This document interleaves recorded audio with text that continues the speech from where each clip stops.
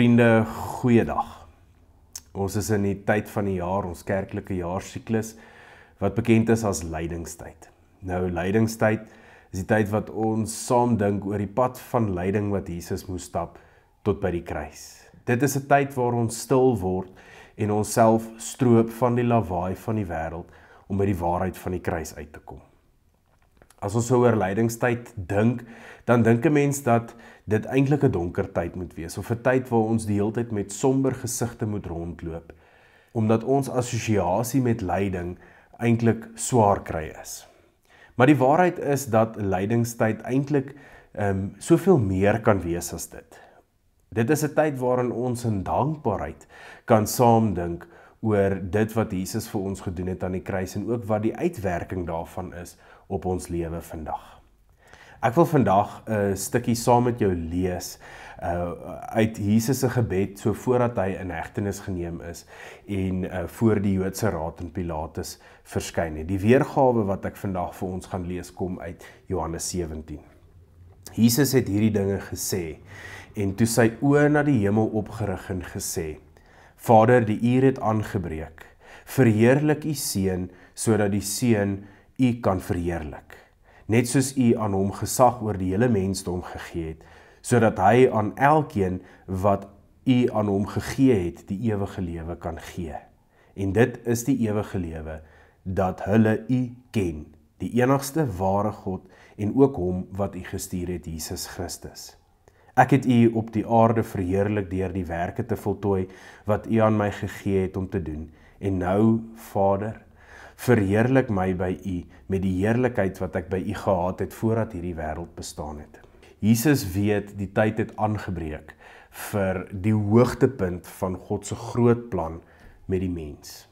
En God se groot plan is om deur Jesus Christus die Vader in die hemel te verheerlik.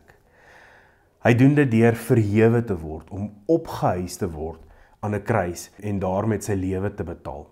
Behalwe van God se heerlikheid lees ons in hierdie gedeelte van Jesus se gebed ook 'n paar ander dinge wat vir ons belangrik is. Ons lees daar dat Jesus in sy goddelike krag die gesag ontvang oor die hele mensdom.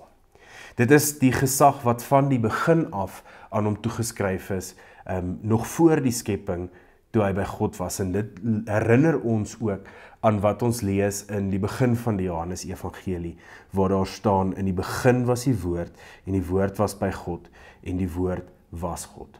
Alles het deur hom ontstaan, en sonder hom het selfs nie een ding wat bestaan ontstaan nie.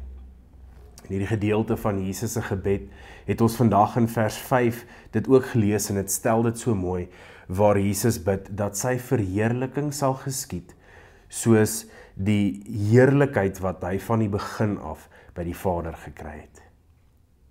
Wat maak Jesus met hierdie gesag? Hy kom wys vir ons wat die wil van God vir alle mense is. En die wil van God is vir ons om hom te ken, sodat ons die ewige lewe kan hê. Johannes se heenwyse na die skepping beklemtoon dat dit van die begin af God se wil was om die mens te skape om te lewe. Hy doen die moeite om ons noukeurig in mekaar te weef en dan blaas hy sy lewensasem in ons in en hy gee vir die mens alles in die paradys wat hy nodig het om te oorleef.